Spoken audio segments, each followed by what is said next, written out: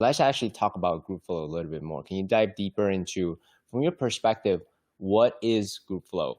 How did you explain this phenomenon to others who may not be as familiar as you are or we are to this idea of group flow? A very good question, and I'll do my best to answer it. Flow state for the individual is when you're fully present with what you're doing. You're not thinking about past activities, you're not thinking about future things that you have to do on your checklist, and you're just very present with either your writing, your talking, whatever activity that you're doing. And many times when you're in individual flow, you might not notice the people around you. You might be like singing and dancing and not knowing that, hey, there's five other people studying around you, and your singing and dancing is like really ruining their ability to study. Now in group flow is, hey, like maybe you get like the four or five other people that are studying to take a 15-minute break with you to sing and dance like you. And while you guys are singing and dancing, everyone's having a great time. And that's actually not the best analogy. Here's a better analogy, which is in capoeira. For those that don't know capoeira, it looks like breakdance fighting, and those are completely unrehearsed. So if you're just in your own flow and just listening to the music and just doing whatever movements you want, it might look beautiful, but there's also a very good chance that you get kicked in the face or you kick the other person in the face because you're just in your own flow. But in capoeira, Because you're not listening to your partner. yes, Right. yes. Yeah. Yep, yep. So once you're in group flow with your partner, then you're watching him, he's watching you, and it's like this back and forth dance that you guys are doing together.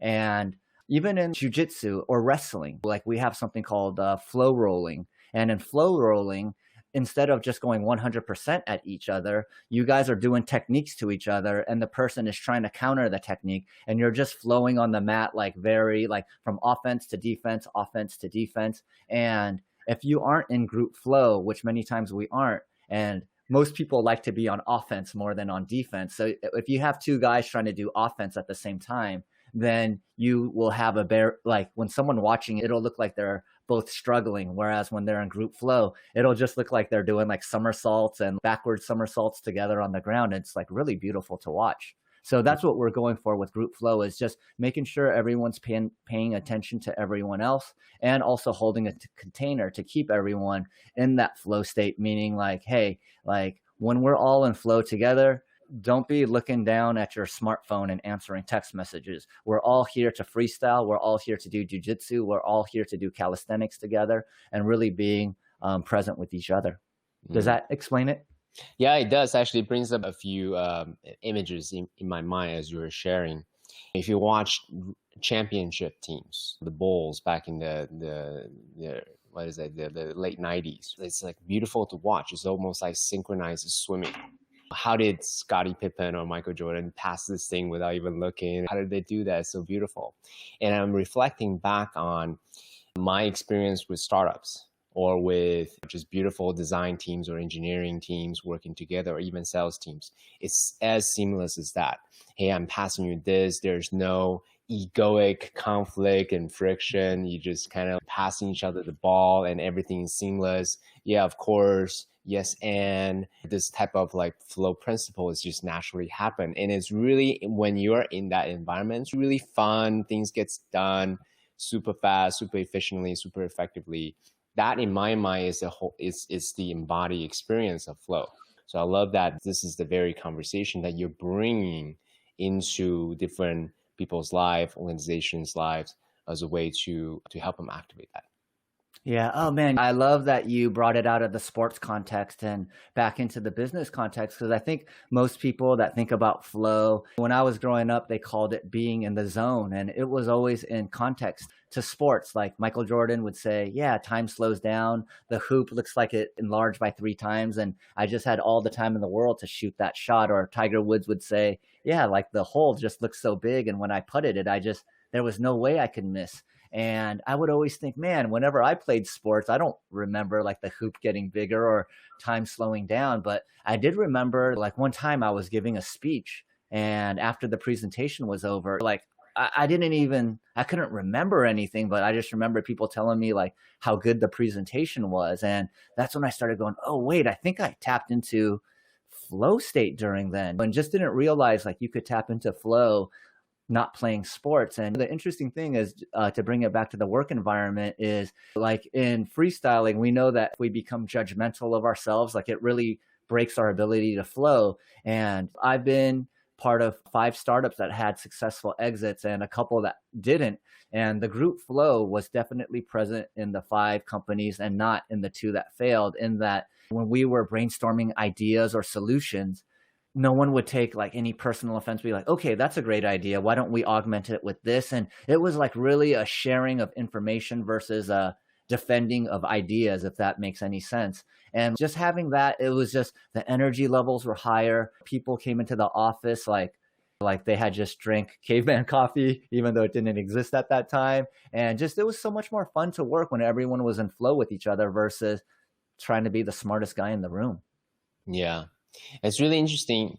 The visual that I have in my mind is imagine atoms coming together. There's outer layers of electrons, and then you have a proton in the middle and so forth. So in my mind, that's the ego coming together. So in my mind, group flow occurs more seamlessly when you're able to dissolve the outer shells and just come together based on ideas and be able to merge or diffuse based on what the situation needs. So that's what you share or conjure up in my mind. Yeah, I mean, I would agree. That visual is, I didn't think about how I would visualize it, but the way you described it is a good representation if anyone's thinking of what is he talking about and how does it work? Yeah. And it applies for the individual, like how do I articulate what's in my mind to the external, as well as 2 people coming together, working together, as well as a group of people coming together. The more shells we have, it's more difficult to get to the core of what we're trying to communicate, because now it becomes this egoic defense of let me prove my importance to the rest of the group. Let me focus on that, or let me defend my idea to the rest of the group. Now, all of a sudden, there's a lot more layers to penetrate to really get to the core of what we're trying to communicate with each other. So then we can really heighten the creativity, having idea sex, to really think about what's creative, what's new, versus wasting energy on defending ourselves or prove ourselves to others. That's the way I think about it. Yeah, that's really interesting because I had noticed that I was usually employee. I purposely tried to be like one of the first 10 employees at the startups that I worked at. And I did notice about 125 people. Once we got to about 125 people, people didn't know everyone's names anymore. And there was like a shift in the culture. And later on, I learned about Dunbar's number, which is 150, which I believe is how many people you could have in your circle of, in your network where you're somewhat close to.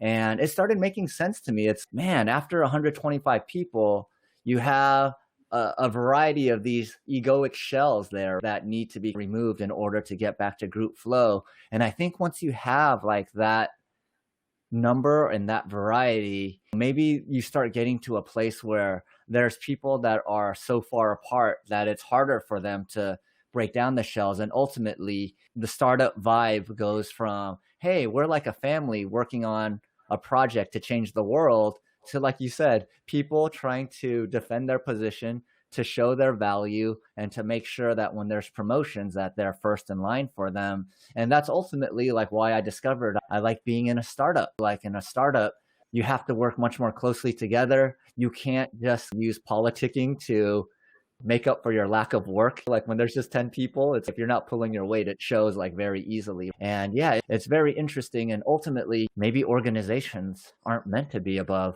125, 150 people because of that. Can't work in group flow together.